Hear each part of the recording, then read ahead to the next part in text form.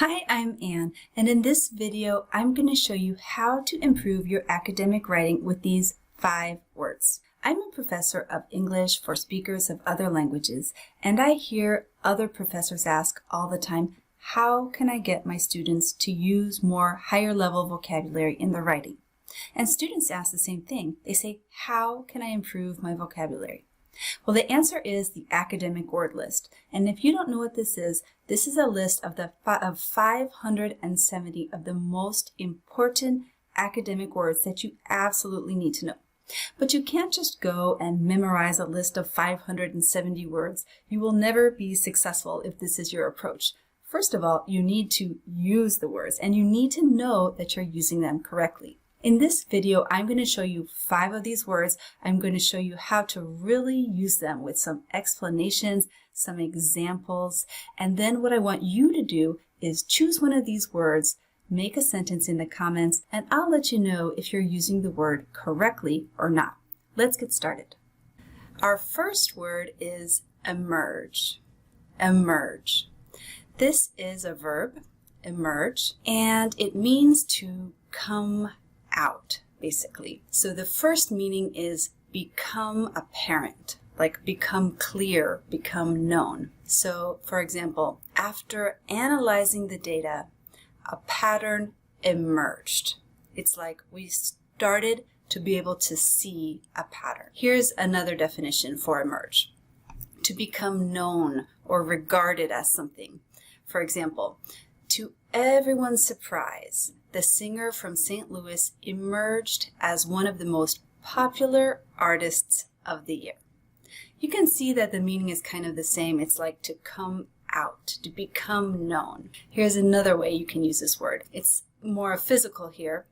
To rise or appear from like a hidden location or an unknown place, or basically to come into view. As we were talking, a figure slowly emerged from the shadows. We can also use emerge to show the state or condition of something like at the end of a process. And usually this is a good state, but not always. Like we can say the team emerged victorious after the championship game. So now let's try this. Let's rewrite this sentence, which has some basic vocabulary, and use this more advanced word emerge instead. So our original sentence here is something I might see a student write. We hope to come out of this pandemic as a stronger society. So we can make this sentence 10 times better just by replacing this phrase with emerge. We hope to emerge from the pandemic as a stronger society. And notice that I'm using the preposition from. That's the preposition that you're going to use with emerge if you're using it like this. We hope to emerge from this pandemic as a stronger society. Let's look at another word. This one is outcome. Outcome. It's a noun. And it basically means like a result. Something that happens as a result of an activity or a process. For example, the voters will decide the outcome of the election, or we will not know the outcome until later tonight. So we could use the word result instead of outcome. But if we want to increase our vocabulary and make this sound more advanced, more sophisticated, higher level, then let's use the word outcome here instead of result. Here's another example of outcome. The coach was not at all happy about the outcome of the game. So let's try this. Here's our sentence. According to the butterfly effect, I don't know if you've heard of this. According to the butterfly effect, one small action can produce a very different result in the end. So instead of this, let's use the word outcome. According to the butterfly effect, one small action can produce a significantly different outcome. So I also changed the word very different to significantly. I changed very to significantly. I decided to make this sentence more advanced with 2 different changes here. Let's look at the word enable. This is a very useful word. Enable is another verb, and it means to make it possible for someone or something to do something, or to give someone or something the authority to do something. Let me show you what I mean.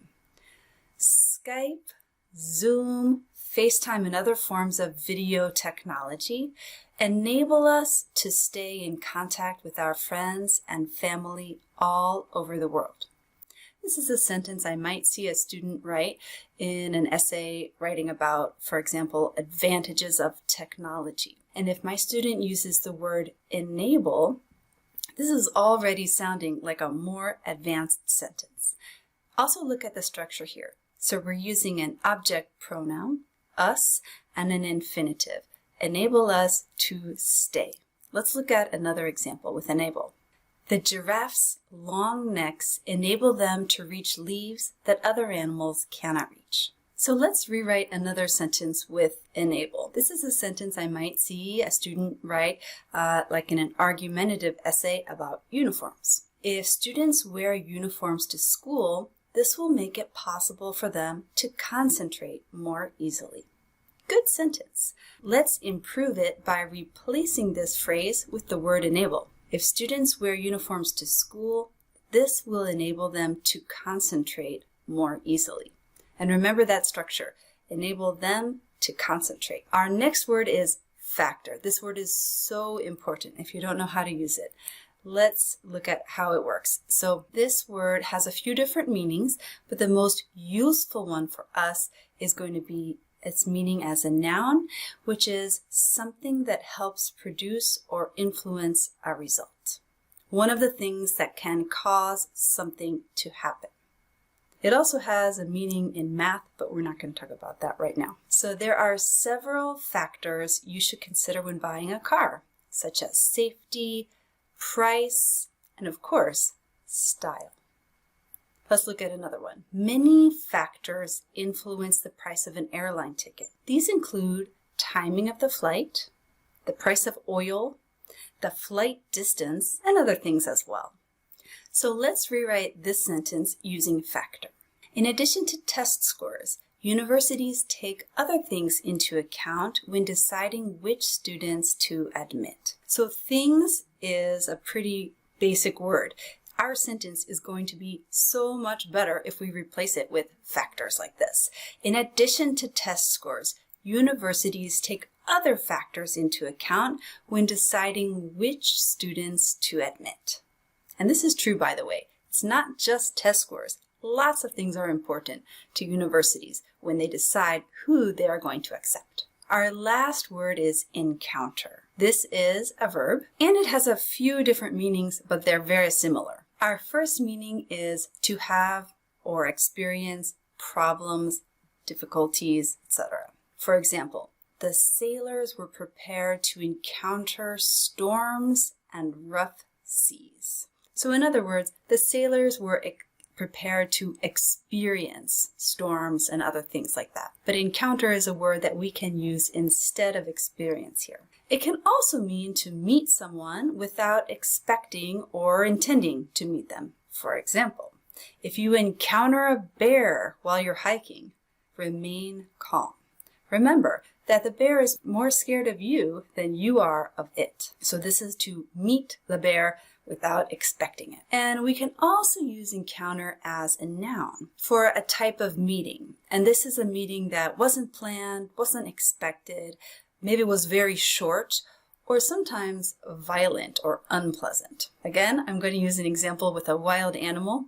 Unfortunately, the hiker did not survive her encounter with the mountain lion. This is her brief, unexpected, probably violent meeting, well, definitely violent meeting with the mountain lion.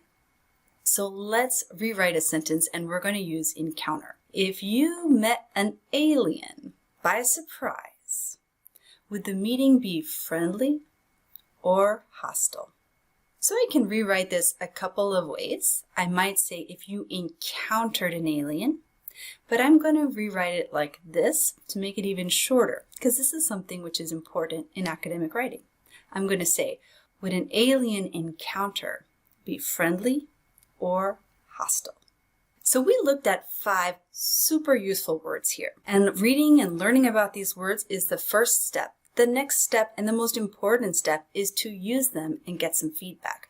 Choose your favorite word and write a sentence in the comments below, and I'll let you know if it is correct or incorrect. And if you already know these words, no problem. Choose one of them, try it, use it in a new way, and let's see what you can do. And if you're ready to take your writing just a little bit further, why don't you try one of our videos right here on writing great paragraphs or great essays. See you next time.